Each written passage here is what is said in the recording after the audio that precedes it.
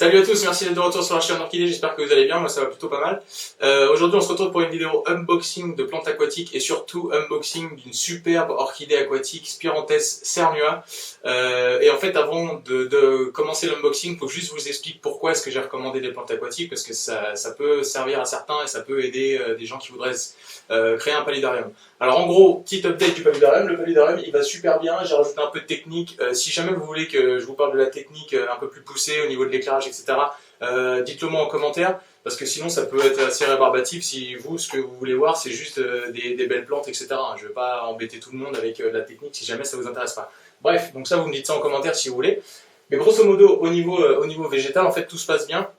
Les orchidées, elles se développent plutôt pas mal. J'ai pas mal de développement racinaire, des feuilles. J'ai même des orchidées où il y a des petites hampes qui se préparent. En fin de vidéo, après avoir planté les plantes aquatiques, pardon, je vous ferai un petit tour vidéo du paludarium vous montrant comment les orchidées se plaisent. Mais en gros, la partie aérienne terrestre, nickel. Là où j'ai les plus gros soucis, c'est la partie aquatique. Dans ma vidéo sur le paludarium, je vous remets un lien en haut, je vous avais parlé que je voulais créer une décante, en fait, donc un autre bac, un récipient en fait, sous le paludarium pour cacher toute ma technique, ma filtration, etc. Bref, pour vous faire court, ça n'a pas marché parce que je ne suis pas expérimenté assez et je m'étais merdé dans mes calculs par rapport à remonter le remontage de l'eau et la descente de l'eau. Bref, donc je risquais une inondation potentielle dans la pièce, donc c'est pas possible. Donc du coup, je suis parti sur un filtre externe. Là encore, je vais pas vous embêter avec des détails techniques, c'est pas hyper intéressant. Tout ça pour vous dire que ma filtration, etc., ça maintenant c'est nickel, ça marche du tonnerre, mon chauffage ça marche aussi, ma brumisation ça marche nickel, tout est réglé sur le timer, c'est génial. Du coup, une fois que tout ça s'était mis en place, je me suis dit, pour mes plantes gazonnantes, comme les gens le recommandent, il faut un bon éclairage et aussi un apport en CO2. L'apport en CO2, j'avais pas envie de dépenser 100 € pour avoir une bonbonne toute faite, etc. Non, non. Donc j'ai cherché des alternatives pour amener du CO2 de manière artisanale et je suis tombé sur une chaîne, d'ailleurs je vous la suggère, c'est pas un partenariat rien du tout, cette personne-là d'ailleurs me connaît même pas, mais en tout cas je suis abonné à sa chaîne, elle est vraiment géniale, c'est la chaîne qui s'appelle Le Poisson Rouge d'Annie Roy et elle a 2 vidéos notamment où elle parle de la production de CO2 de manière artisanale. Moi j'ai choisi la version entre guillemets avec des ingrédients secs. Donc c'est du bicarbonate de soude et de l'acide citrique. Je vous mets un lien, je ne sais pas si c'est possible de mettre un lien sur une vidéo d'une autre chaîne. Si jamais j'arrive pas à l'intégrer là au montage, je vous la mets en commentaire. Mais allez faire un tour, c'est super intéressant. Bref, tout ça pour dire que j'ai apporté du CO2 dans mon bac pour mes Eleocharis acicularis mini pour qu'elle se développe, hein, parce que la lumière elle est plutôt pas mal. Et en fait, il y a eu un déséquilibre au niveau du CO2, c'est-à-dire que les plantes aquatiques gazonnantes, elles n'arrivaient pas à emmagasiner tout le CO2 que je leur proposais. Et du coup, en fait, il y a un petit micro-organisme qui s'est dit, putain, bingo, il y a à bouffer ici. Et hop, ils se sont développés en masse, c'est les algues. Donc j'ai résolu mon problème d'algues et je les ai enlevées à la main, j'ai fait des changements d'eau, etc. Donc là je suis revenu plus ou moins à la normale, j'ai toujours un peu d'algues qui se baladent, mais ça après ça va être les animaux que je vais mettre, les escargots, etc. qui vont manger je pense le supplément. Mais en tout cas, ce que j'ai identifié comme solution pour éviter que les algues reviennent, en fait, c'est d'intégrer dans la partie aquatique des plantes à croissance beaucoup plus rapide que les gazonnantes. L'idée c'est que les plantes qui se développent vite prennent le CO2 avant que les petites algues elles puissent le prendre aussi. Comme ça, j'aurai plus de développement d'algues inopportun. Du coup, on se retrouve tout de suite, le carton en main, on déballe et une fois que ça sera déballé, on installe et à la fin, petit room tour de l'orchidarium. Voilà, et restez avec moi, à tout de suite. Je viens de recevoir ça. Hop, le petit carton, la petite facture avec... c'est mon anti-sèche pour que je puisse vous donner les noms latins exactement. Alors donc, ça c'est un peu la façon classique dont Flore Aquatique emballe les plantes, c'est-à-dire qu'ils ont un petit collet serrant là, et je pense qu'ils mettent de l'oxygène pour que les plantes elles subissent bien pendant le voyage. Donc en gros, voilà, ça c'est une Echinodorus latifolius. Donc les feuilles elles sont plutôt pas mal. Elle est beaucoup plus grande que ce que je pensais. Ça j'en ai deux. Bon il n'y a pas d'étiquette là-dessus, mais c'est aussi une Echinodorus latifolius. Donc ça en fait deux.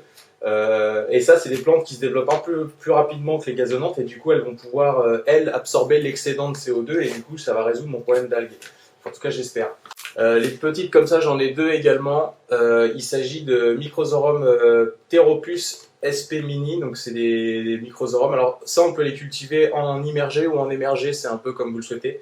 Moi, je pense que je vais les mettre du coup en émergé, donc c'est-à-dire sous l'eau pour qu'elles puissent absorber le surplus de CO2 qui pourrait éventuellement y avoir. Donc ça, j'en ai deux aussi également.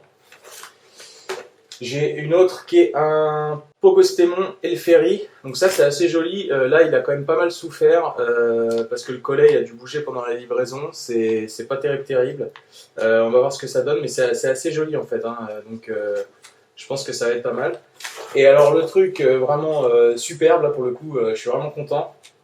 L'orchidée aquatique, donc qui est une Spiranthes cernua. Donc c'est une orchidée en fait qui vient d'Amérique du Nord, aux États-Unis notamment, et en fait c'est une orchidée qui peut être cultivée complètement émergée, donc complètement sous l'eau, ou alors en fait elle peut être cultivée dans un type de marécage. Donc moi je sais pas encore trop où je vais la mettre. Est-ce que je vais la mettre carrément en immergé, donc dans le volume aquatique, ou alors sur la partie terrestre où c'est quand même très humide.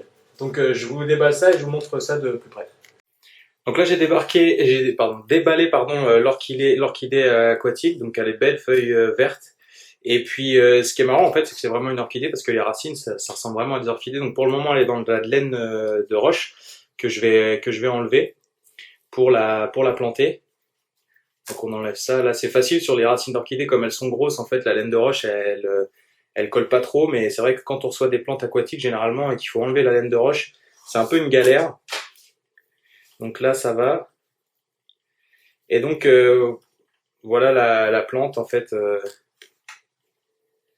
C'est pas très grand, c'est à peu près 10 cm de haut, mais l'inflorescence elle est pour le coup elle très haute.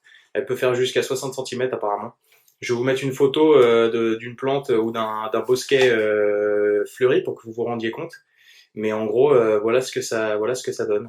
Donc voilà, j'ai retiré toute la laine de roche qui était au niveau des racines. Donc, je vais les planter maintenant. Donc ici, on a toutes les Echinodorus latifolius. Donc en fait, il y avait deux pots, mais en fait, je les divisé en plusieurs petits rejets parce que je vais les planter en ligne le long des pierres. Je vous montrerai ça.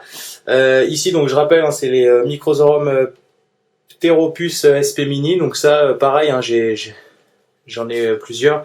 Et en fait, je peux même encore les diviser. De toute façon, c'est pas très grave. Voilà, j'ai un petit ici. Ici, donc c'était ce qui faisait la tête, un petit peu le Pogostemon Elferi.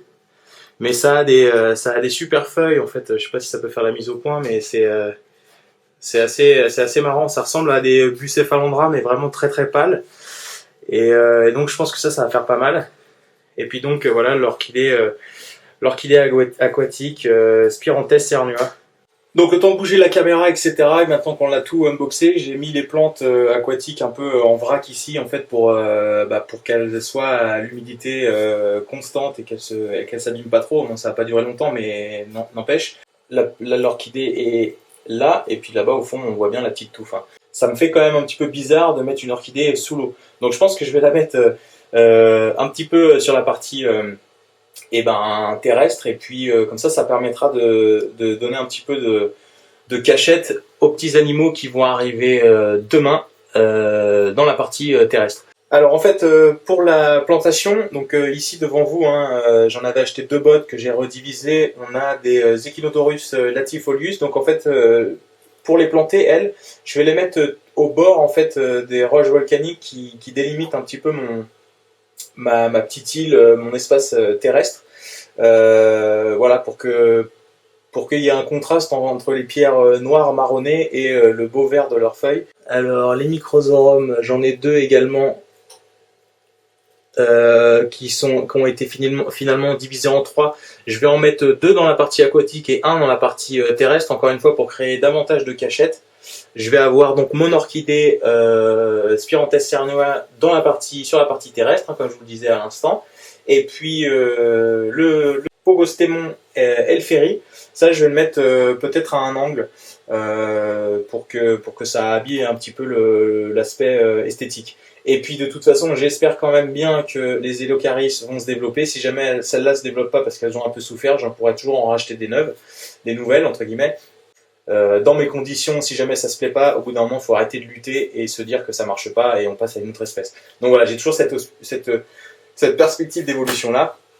Et puis on n'oublie pas non plus que bah voilà, moi mon but dans ce paludarium orchidarium c'était qu'il y ait une grosse variation et que si jamais il y a des trucs qui marchent pas, on essaye d'autres choses, etc. Et que c'est un tableau vivant et que ça change systématiquement.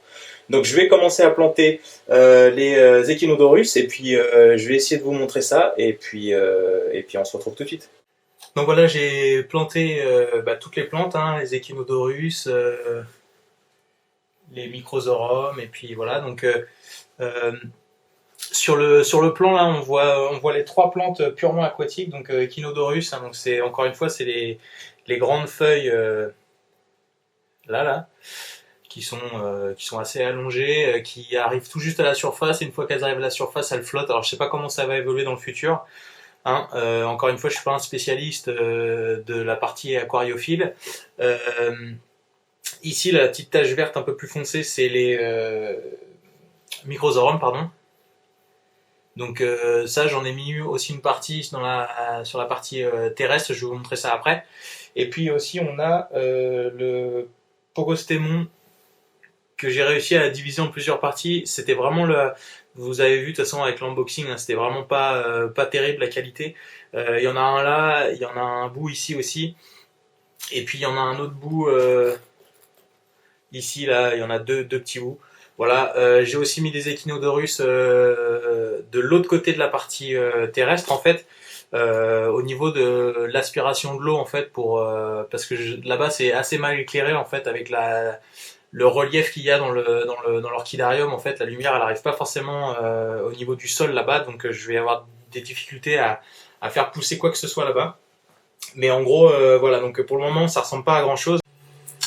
Donc là, un petit zoom sur la partie terrestre. Donc vous avez le Microsorum qui est juste ici là. Je sais pas si on le voit bien. Voilà.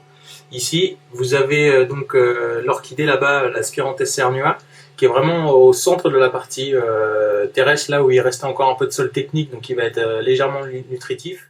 Voilà, la vidéo unboxing elle est finie. Avant de vous quitter, je vais juste vous dire deux choses. Il y a deux vidéos de dingue qui arrivent très prochainement. La vidéo sur l'intégration des premiers animaux de la partie terrestre de l'Orchidarium Paludarium. Ça va être dingue, vous allez en prendre plein les yeux tellement c'est coloré, etc. Ça va être super cool. Et la vidéo qui viendra le dimanche suivant, je vous en avais parlé, enfin en tout cas je vous avais demandé votre avis si jamais ça vous intéressait que j'aille chez d'autres orchidophiles confirmés. Pour apprendre des choses, pour voir des orchidées qu'on n'a pas l'habitude de voir et surtout apprendre des choses et passer un bon moment entre guillemets à trois, vous, lui et moi. Vous avez répondu à ça favorablement, 90% de oui. Donc j'ai contacté quelqu'un que je suis sur Instagram. C'est un mec hyper cool, il a des orchidées de dingue. C'est une des collections d'orchidées les plus hétéroclites que j'ai vues jusqu'à présent sur Instagram. Il arrive à faire fleurir toutes ces orchidées, ce qui est quand même déjà pas mal en soi. Et donc il a accepté de nous accueillir, vous et moi, pour passer un petit moment avec. Donc je lui poserai quelques questions. Voilà, bref. En tout cas, on se retrouve très prochainement. Et de toute façon, tout ça, avant même que les vidéos elles sortent, si jamais vous me suivez sur Instagram, comme je le disais, vous allez avoir des previews, des aperçus de ce à quoi vous attendre. En tout cas, je vous remercie de m'avoir suivi jusqu'à maintenant dans la vidéo. Mettez un like si jamais vous avez aimé la vidéo. N'hésitez pas à vous abonner non plus, la partager sur les réseaux sociaux avec vos potes si jamais vous trouvez ça intéressant. En tous les cas, moi je vous remercie d'être là encore de plus en plus nombreux. Et puis on se retrouve très prochainement pour la vidéo sur les petits animaux terrestres. À bientôt, ciao!